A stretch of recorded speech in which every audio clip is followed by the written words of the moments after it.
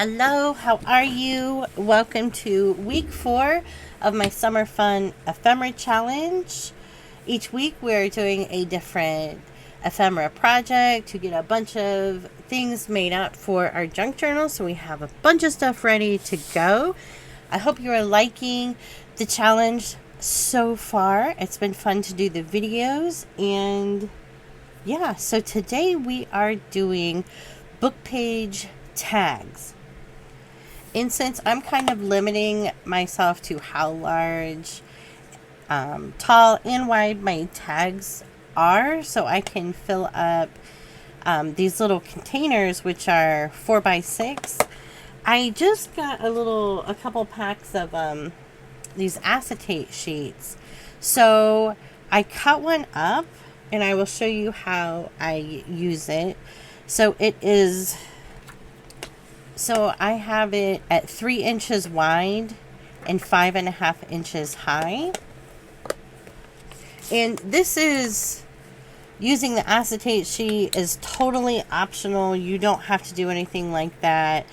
I just did it so that I would know how big my tags were, and to make sure I liked the image that was on it. So what I would do was kind of take all of my books with images in them and just use this as a guide to see if I liked the image that would be on my tag, basically. So like here, if I have it on this part, I am cutting off that bird there, but I really like this here. So I kind of want to center this large bird in the middle there. Even though the page is kind of torn, I don't necessarily have to have it this high, so I will be making it a little bit shorter. So grab all of your books that have some images in them, map pages, children's books, illustrations of plants or animals. So I am going to go ahead and get this cut out. So just pull out your, or cut out the images that you want to use into a tag shape. The size is completely up to you. So if you are not limiting yourself to size, you know, you can make yours as big or as small as you want. So there it is, cut out, and I'm going to go ahead and trim that off of the top.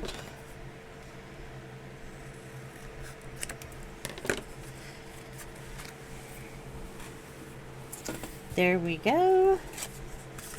So I'm going to go ahead and I like to use a tag I already have to do my tag corners, because I can never get mine very even. So I'm just going to go ahead and use that as the guide. I don't put the tag all the way up to the edge, just so it's a little bit bigger of an angle, I guess. Cut my tag corners. So now this part is entirely optional, and I will show you why. So this tag I just made with text on the book page.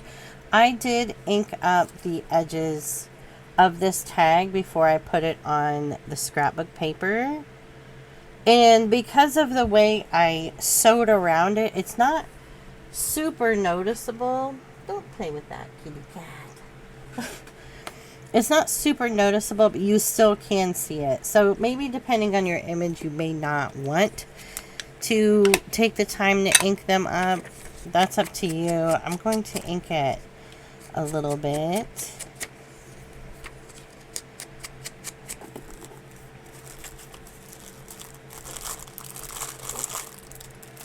And I want to go ahead and do another one with you. So I got this book recently, a child's book of poems. The images in here are absolutely amazing. The images are by Gayo Fujikawa. I'm not saying that correctly. So there's black and white images in here, as well as some color pages, and they're just beautiful. So basically, like what I showed you, I just go through.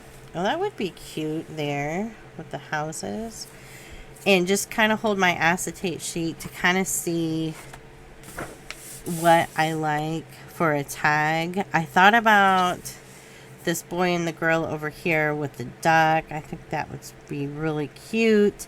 But for this size, and I'm cutting off that top bird, and I kind of don't want to do that. So I'll probably save that for another tag. Isn't that adorable?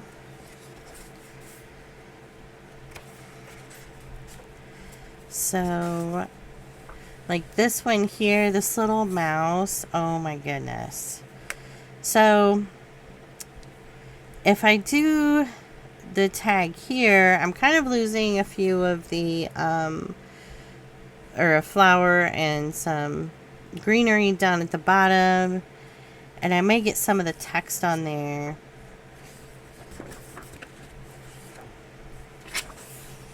I'm just trying to show you too, like my thought process with which ones I picked out to do for a tag, at least for this size. Okay, so this one is absolutely adorable. What's on the other side?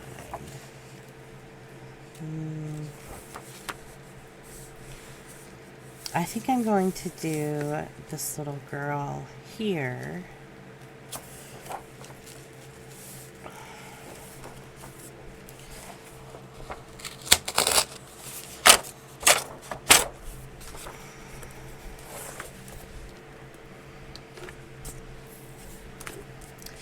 So just like the other one, I will just hold the tag on it to use as my cutting guide. And you can use your paper trimmer if you want. If you're using vintage book pages, they may not go through your paper trimmer very well. So I would just be careful with those.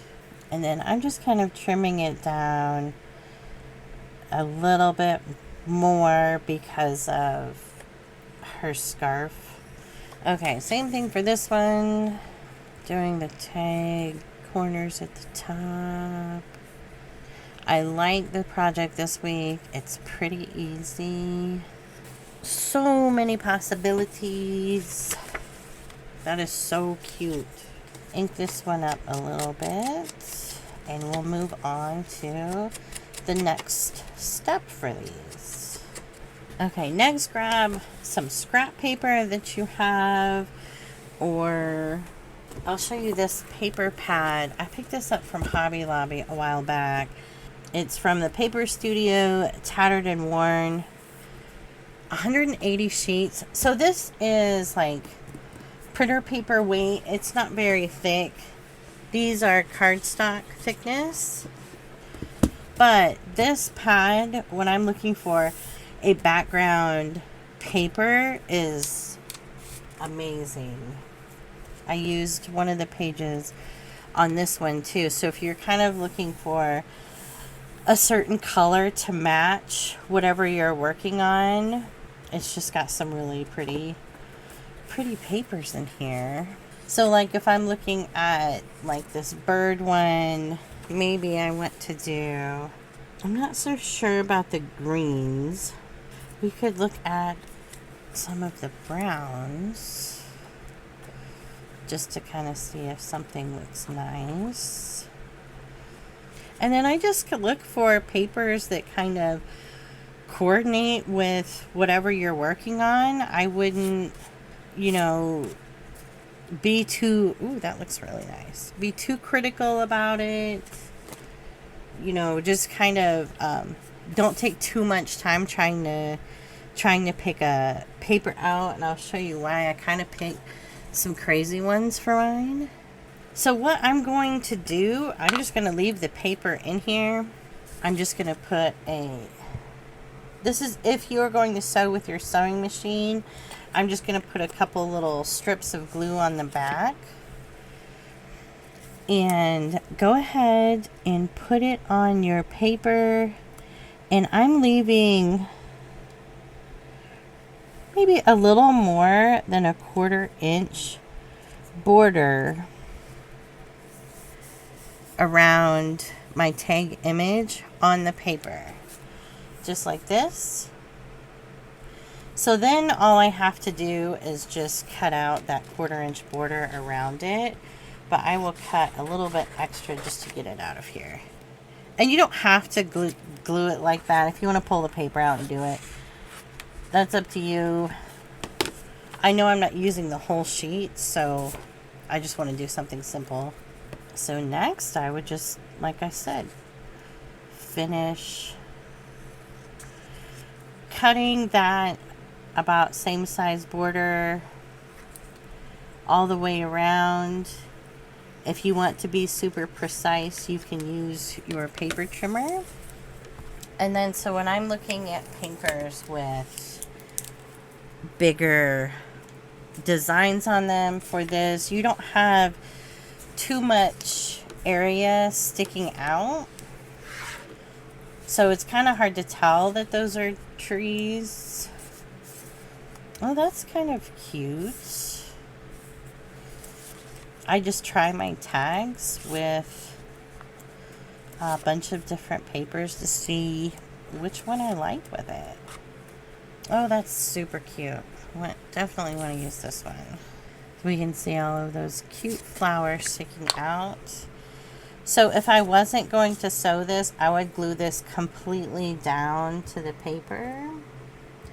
But if you are going to sew, just do a couple strips of paper down the back. And I know I cut this one a little smaller, so I'm going to actually leave a little bit more of a border.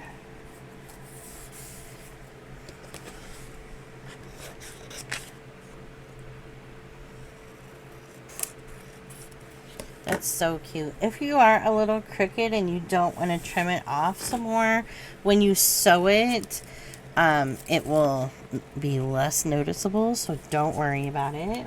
So cute. I love these so far. So since this is cardstock weight, I'm not going to do anything else with it at this second. This is very thin, and it might be okay going inside and out of pockets, but I do want to add a background paper to it just to give it a little bit more.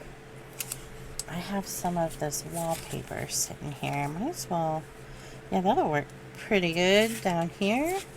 So I'm just going to put some glue on it. I am adding a little bit extra glue and going to the corners of it because I really don't want it bubbling up too much in the back.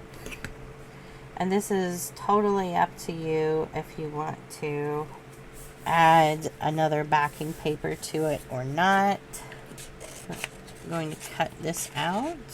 So if you are not sewing, you make sure you have your book page image completely glued down to your background paper, and you can use a marker to do the faux sewing on it like we've done before, like for the note cards. I think that was, or for the cards, for the playing cards, sorry. We did the faux sewing on those with a marker.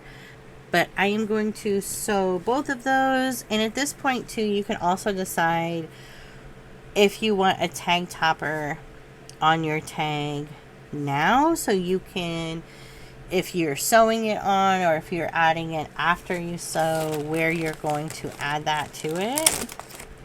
So my mom recently gave me this bag of some, I think these are Sari silks. And I thought maybe this would look cute. Oh yeah. That coordinates really well. So I'm just going to do just a little folded over. So like I did on this one, we're going to do the same thing on both of these. So I'm just going to put a little bit of glue stick down just to hold this in place until I sew. This one I'm not going to add a topper yet. Okay, so I'm going to go ahead and sew. I will be right back. Okay, I am back from the sewing machine. These look great. I'm just trimming some of the threads off. I don't mind a little bit of thread hanging off, but a lot just, oh, I don't like it. These look so cute. So I just used a zigzag stitch, kind of, you know, trying to make it look like it's patched onto the paper. And I'm just going to go ahead and ink up around the edges of the front and the back of the tags, because I do want to use these for little journaling spots as well. But you could go ahead and, you know, use your crocodile and put an eyelet on there for some ribbon. You can do whatever you like to do for tag toppers or tabs, whatever it is for your tags, feel free to do that. Yeah, these are so, so cute.